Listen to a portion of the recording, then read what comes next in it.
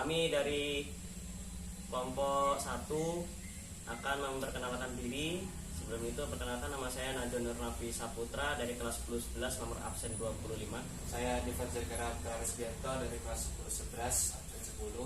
Saya Christian Johannes Dewanta dari kelas 10-11 absen 8. Dan Raben Krista Darmawan dari kelas 10-11 absen 11. Dan saya Putra Kaya Suradana kelas 10-11 absen 15. Di sini kami akan menjelaskan mengenai tingkatan norma, yaitu definisi-definisinya. Jadi tingkatan pertama dalam norma adalah cara atau usage. Cara atau usage ini adalah perbuatan atau perilaku dalam suatu individu yang berada dalam suatu kelompok yang biasanya tidak dilakukan terus-menerus. Contoh pelanggaran norma ini adalah membuang sampah sembarangan. Penyebabnya biasanya karena ia tidak menghargai norma yang ada di lingkungannya, ia kurang kesadaran, serta ia juga kurang berpendidikan.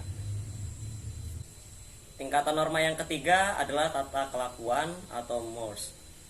Definisi dari norma ini sendiri yaitu adalah suatu aturan mengenai serangkaian perbuatan yang mencerminkan sifat-sifat hidup dalam suatu kelompok masyarakat.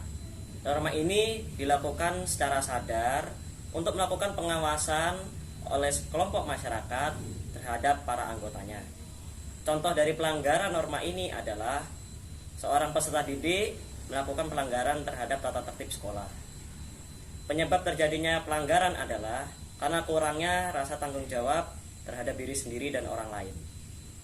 Definisi adat istiadat menurut pengertian saya yaitu kumpulan tata kelakuan yang bersifat kekal dan menyatu sangat kuat dengan masyarakat yang menganutnya.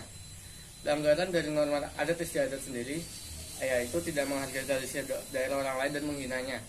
Penyebabnya sendiri karena rendahnya sikap toleransi, tegang rasa, dan saling menghormati dan menghargai. Tingkatan norma kedua adalah kebiasaan atau folkways. Kebiasaan adalah perbuatan yang dilakukan secara berulang-ulang dalam bentuk yang sama. Salah satu contoh pelanggaran dari kebiasaan adalah tidak mengetuk pintu sebelum memasuki suatu ruangan. Pelanggaran ini biasanya disebabkan oleh kurangnya rasa hormat, kurangnya rasa toleransi, ataupun kurangnya kesadaran. Solusi dari kelompok kami guna mengatasi masalah tersebut adalah dengan memberikan teguran atau nasihat pada para pelanggar guna menyadarkan para pelanggar norma betapa pentingnya keberadaan norma dan tata krama di tengah masyarakat.